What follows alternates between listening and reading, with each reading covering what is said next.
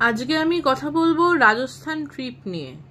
তোমরা সবাই জানো সেপ্টেম্বর মাসে হিমাচলের খুবই খারাপ অবস্থা হয়েছিল এবং আমরা বহুদিন আগে থেকে হিমাচলের টিকিট কেটেছিলাম, কারণ আমরা জানতাম যে সেপ্টেম্বর মাসটা এরকম লাহুল স্পিতির জন্য খুব ভালো সময়। কিন্তু আনফর্চুনেটলি হিমাচলের অবস্থা সেপ্টেম্বর মাসে আরোই খারাপ হলো, বিভিন্ন জায়গায় ধস নামছে। এই সব করে আমরা ডিসাইড করলাম লাস্ট মোমেন্টে যাওয়ার একদিন আগে যে না, হিমাচল যাওয়া হবে না, সম্ভব নয়। আমরা যাদের সাথে গিয়েছিলাম সোল অফ ট্রিপ নামে যে সংস্থার সাথে, সেই দাদা সোল অফ ট্রিপের যিনি কর্তা, তিনি আমাদেরকে একদিনের মধ্যেই রাজস্থান ব্যবস্থা করে দিলেন। যে ট্রিপটা ডিসাইড করতে মোটামুটি 3-4 মাসের প্ল্যানিং দরকার হয়, সেটা একদিনের মধ্যে উনি উতরে দিলেন বলতে পারা যায়। এবারে রাজস্থান ট্রিপ নিয়ে যেটা বলার সেটা হলো যে রাজস্থান ইটসেলফ একটা খুব এক্সপেন্সিভ ট্যুর, এবং যেটা করতে গেলে হাতে বেশ একটা ভালো রকমের টাকা দরকার হয় বললেই চলে। কারণ রাজস্থান আমরা সবাই জানি অনেক ফোর্ট রয়েছে, অনেক দুর্গ রয়েছে, অনেক ল্যাভিশ জায়গা রয়েছে। আমরা ন্যাচারালি আমরা খুব মিডিওকার, ওই জন্য আমরা খুব ল্যাভিশ জায়গা তো অবভিয়াসলি থাকা পসিবল নয়। এবং এটাও বলে রাখা দরকার যে সেপ্টেম্বর মাসটা রাজস্থানের ক্ষেত্রে একটু অফ সিজন, কারণ রাজস্থানে যাওয়ার আইডিয়াল সময় হলো পুজোর পর থেকে ডিসেম্বর জানুয়ারি, ব্যাস এইটুকুই।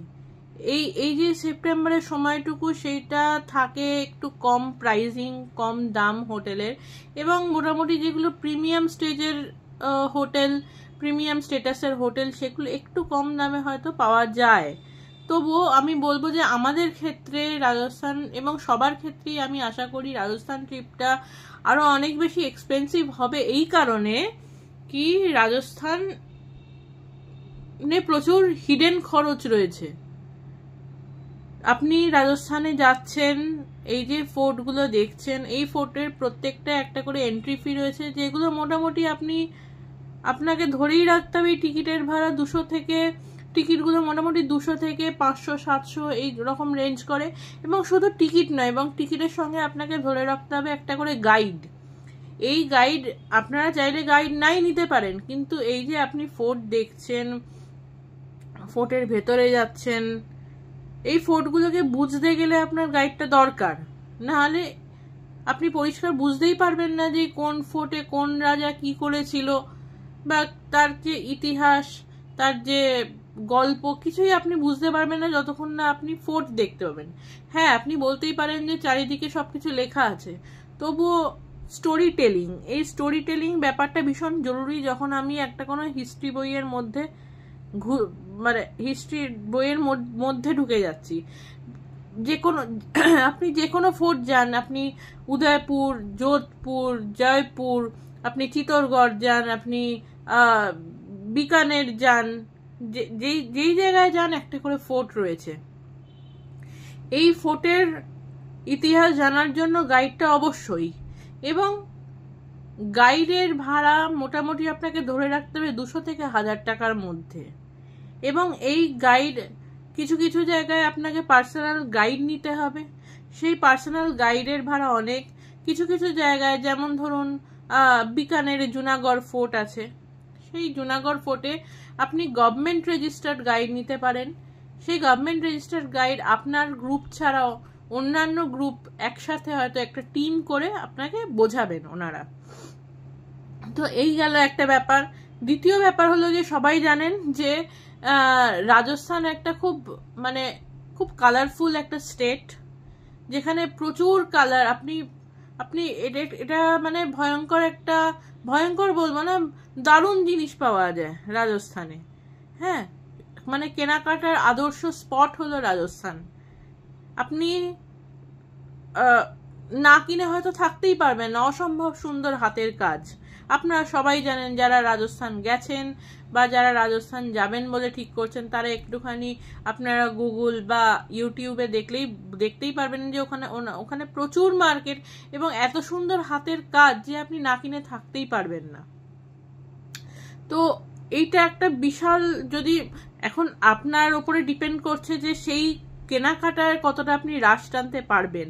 কিন্তু আমার ধারণা এবং আমার বাবা মাকে দেখে যা মনে হয়েছে যে সাধারণ লোক যারা এরকম ধরুন একটু রং ভালোবাসে, যারা একটু কিনতে ভালোবাসে, তাদের জন্য একটা আদর্শ জায়গা হলো রাজস্থান। তো এখানে একটা হাই চান্স রয়েছে যে রাজস্থানে গিয়ে আপনি না কিনে থাকতেই পারবেন না, এবং সেই ক্ষেত্রে আপনার পার্সোনাল যে খরচ সেটা কিন্তু অতিরিক্ত বেশি হতে পারে।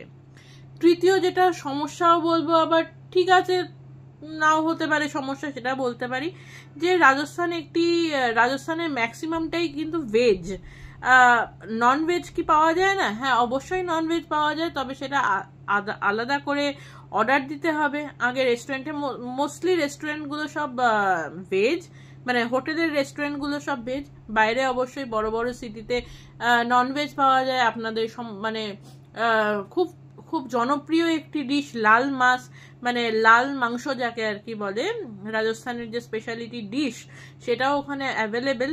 কিন্তু তা মানে সেটা বেশ অনেকক্ষণ আগে থেকে অর্ডার দিলে তবে কিন্তু পাওয়া যায়।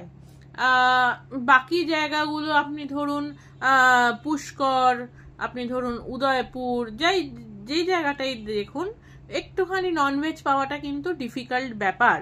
এছাড়া পাওয়া যায় না সেটা কিন্তু আমি একবারও বলছি না। অবভিয়াসলি বড় বড় জায়গায় আপনি যদি মানে রিস্ক না নিয়ে ননভেজ খেতে যান, তাহলে সেরকম দোকানও আছে, যেরকম KFC, ডমিনোজ এক্সেট্রা এক্সেট্রা অনেক কিছু আছে যেটা আপনি অবভিয়াসলি খেতে পারেন। আর traditional dish, Rajasthani traditional dish খুবই ভালো খেতে। এবারে সেটাও আপনার ডিপেন্ড করছে আপনার টেস্ট অনুযায়ী। তার কারণ রাজস্থানী ডিশ একটু রিচ হয়, যেটা অনেকের হয়তো, মানে আমাদের বাঙালিদের ক্ষেত্রে হয়তো একটুখানি শরীরটা খারাপ হলেও হতে পারে, আবার নাও হতে পারে। আমি একবারও রাজস্থানী ডিশ অতিরিক্তই ভালো খেতে, কিন্তু আমাদের টেস্টের সাথে হয়তো একটু অমিল হতে পারে। লাল মাছ অবশ্যই খেয়ে দেখবেন, কিন্তু আমার ধারণা আপনারাও সেই লাল মাছটা হয়তো খুব আহামরি কিছু লাগবে না, কিন্তু খুবই ভালো লাগবে খেতে। এছাড়াও মানে রাজস্থান ইটসেলফ একটা খুব, মানে রাজস্থানটা একটা হিস্ট্রি বুক আমি বলতে পারবো, যে ইন্ডিয়ান হিস্ট্রি, সেই ইন্ডিয়ান হিস্ট্রিতে তো মোস্টলি আমাদের খুব একটা রাজপুতের ইতিহাস পড়ানো হয় না, বা মানে ইন্ডিয়ান রাজাদের, ভারতীয় রাজাদের যে ইতিহাস সেটা কিন্তু পড়ানো হয় না। এই রাজস্থানে গেলে হয়তো জানতে পারবেন যে ইন্ডিয়ান হিস্ট্রি কতটা আমাদের রিচ, আমরা অ্যাজ এন ইন্ডিয়ান এম্পায়ার আমরা কতটা শক্তিশালী ছিলাম, এবং যে বীর গাথা আমাদের রাজারা যে কিভাবে তাদের বীরত্ব দেখিয়েছেন মোগল সাম্রাজ্যের পরিপ্রেক্ষিতে, সেই সমস্ত গল্প আপনি দেখতে পারবেন ওই রাজস্থানে গেলে। এবং যিনি হয়তো ধরুন পাহাড় ভালোবাসেন, এই সমতল ভালোবাসেন না, যেমন আমার ধারণা ছিল যে আমি সমতল ভালোবাসি না, আমি পাহাড়ই ভালোবাসি। আমার ক্ষেত্রেও কিন্তু আমার ভীষণ একটা, মানে আমি কিন্তু সেই পিরিয়ডে চলে গিয়েছিলাম যেখানে, মানে যেটা একটা অসম্ভব সুন্দর একটা স্টোরি বুক আমি বলতে পারি। আমি কিন্তু একটা গল্পের বইয়ের মধ্যে এতদিন ছিলাম। আচ্ছা, আবহাওয়ার কথা বলি, ওয়েদার কিরকম ছিল? ওয়েদার ছিল গরম ছিল অবশ্যই, কিন্তু সেই কলকাতার মতন সেই প্যাচপ্যাচে গরমটা কিন্তু নয়। প্যাচপ্যাচে গরম অর্থাৎ ঘাম হওয়া গরম কিন্তু নয়। এই রাজস্থানের গরম হলো খুব শুকনো, ড্রাই হিট, ড্রাই গরম, এবং রোদ্দুরটাও ভীষণই গরম, রোদ্দুর ভয়ঙ্কর রোদ্দুর, কিন্তু অসহ্যকর কিছু নয়। অসহ্যকর না হওয়ার কারণে আপনি যে ফোর্টগুলো ঘুরবেন আপনার কিন্তু খুব একটা কষ্ট হবে না। এবারে যেগুলো খুব ইম্পর্টেন্ট, যেরকম সানস্ক্রিন বা ধরুন রেগুলার জল খাওয়া, সেইগুলো কিন্তু নিয়মিত করতে হবে, এবং খাবার ক্ষেত্রেও সেগুলো কিন্তু নিয়ম করে একটু দেখে নিতে হবে যে কীরকম খাবার খেলে আপনার শরীর খারাপ হবে না। আপনি নিজেকে হাইড্রেটেড রাখুন। রাজস্থানে গেলে কিন্তু নিজেকে হাইড্রেটেড রাখতে হবে, আর সানস্ক্রিনটা কিন্তু মাস্ট। সানগ্লাসটাও মাস্ট, স্পেশালি যাদের চোখে প্রবলেম আছে, আমার মতন হাই পাওয়ার, তাদের ক্ষেত্রে কিন্তু সানগ্লাস খুব জরুরি জিনিস। আর রাজস্থান কস্টলি ট্যুর আমি জানি, কিন্তু রাজস্থান না গেলে হয়তো ভারতবর্ষের যে ইতিহাস, ভারতবর্ষের রাজাদের ইতিহাস কিভাবে কি হয়েছিল, এবং যাকে বলে প্রচণ্ড ধনী যাদের বলে, সেই ধনী মানুষদের ইতিহাস এবং কিভাবে তারা ধনী হলেন তার ইতিহাস, কি কি ছিল আমাদের কাছে, কি কি চুরি হয়ে গেছে, সেই সমস্ত ইতিহাস কিন্তু রাজস্থান গেলেই জানা যাবে। এবং এই রাজস্থান কিন্তু খুব কষ্ট হলেও একবার অন্তত দেখে আসা দরকার। মরুভূমির কথা বলি। মরুভূমির কিছুটা কি বলবো, অনেক বেশি গাছ হয়ে গিয়েছে মরুভূমির, কারণ এবারে আপনারা সবাই জানেন খুব বৃষ্টি হয়েছে, মানে দরকারের তুলনায় অতিরিক্ত বৃষ্টি হয়েছে, যার জন্য একটু হলেও হয়তো ব্যালেন্সটা নষ্ট হয়ে গেছে মরুভূমির। এবারে আমি মরুভূমিতে আপনি যে গাড়ি করে যাবেন সেই গাড়ি কিন্তু মরুভূমির মধ্যে অ্যালাউ করে না, তার জন্য আলাদা করে জিপ নিতে হয়। সেই জিপ গিয়ে আপনাকে আলাদা একটা জায়গায় নামিয়ে দেবে, এবং সেখান থেকে আবার আপনার কাছে 2-3টে অপশান রয়েছে, যেরকম আপনি ওইখানেই দাঁড়িয়ে থেকে আপনি এনজয় করতে পারেন। এটিভি রাইড, এটিভির যে গাড়িগুলো, সেই গাড়িগুলোতে আপনি চড়তে পারেন, সেগুলো একটু কস্টলি, দরাদরি করে 500 টাকায়ও পার পার্সন নামিয়ে নেওয়া যায়, সেটা আপনাদের উপরে, আপনারা কত ভালো করে বার্গেন করবেন। এছাড়া আছে অবভিয়াসলি ক্যামেল রাইড। আপনারা যেই সোনার কেল্লায় যা দেখেছেন যে উট কি কাটা বাছিয়া খায়, লালমোহন বাবুর সেই বক্তব্য, সেই জিনিস এক্সপেরিয়েন্স করতে গেলে অবভিয়াসলি আপনাকে ডেজার্ট সানসেটের জন্য ক্যামেল রাইড নিতে হবে। আর ক্যামেল রাইডের তবে আপনারা একটুখানি কথা বলে নেবেন, প্রথম আমি বলেই দিচ্ছি যে আপনারা একটুখানি অবশ্যই কথা বলে নেবেন, তার কারণ এই যারা এই উটগুলোকে নিয়ে যায়, যে যারা তারা কিন্তু আপনাকে গিয়ে একটুখানি জোরাজুরি করবে আপনাকে বেশি টাকা দেওয়ার জন্য। আপনাদের যদি ইচ্ছা হয়, আপনাদের যদি জোর থাকে, তবেই আপনারা যাবেন। উঠে চড়া একটু চাপের, আমি বলবো যারা উঠে চড়েছেন তাদের পক্ষে তো কোনো প্রবলেম নেই, কিন্তু যারা চড়েননি তাদের জন্য অবশ্যই এক্সপেরিয়েন্স করুন, আমি বলবো অবশ্যই এক্সপেরিয়েন্স করুন, ডেজার্টের সানসেট দেখুন। তবে ওই ধরুন 10-15 মিনিট উঠে চড়া, এবং 10-15 মিনিট আবার আপনাকে সেই স্যান্ডিউন্সের যে আপনাদের ক্যাম্পে যদি আপনারা থাকেন, সেই ক্যাম্পে নিয়ে গিয়ে আপনাদের ছেড়ে দেবে। এছাড়া যদিও আমরা গিয়েছিলাম এই সেপ্টেম্বর অফ সিজনে, আমরা ডেজার্টের স্যান্ডিউন্সের যে ক্যাম্প সেখানে থাকিনি, তার কারণ প্রচণ্ড গরম ছিল, সেই গরমে হয়তো থাকা হতো না।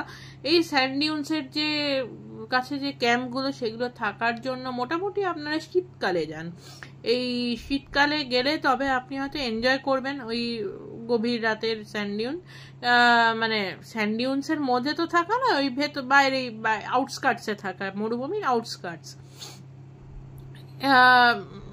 মরুভূমির যে বা লোকাল যে ফোক, এইসব এক্সপেরিয়েন্স করতে চাইলে আপনি ওই রাতটা আপনি যতক্ষণ 10টা-11টা, রাত 11টা অবধি আপনি মরুভূমিতে থেকে আপনি ফেরত যেতে পারেন আপনার হোটেলে। আর মোটামুটি রাজস্থান না দেখলে হয়তো ইন্ডিয়ার একটা বিশাল অংশ আপনার দেখা হবে না। অবশ্যই রাজস্থান ঘুরুন।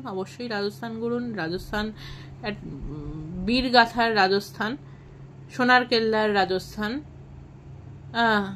আপনারা যান, অবশ্যই রাজস্থান ঘুরুন।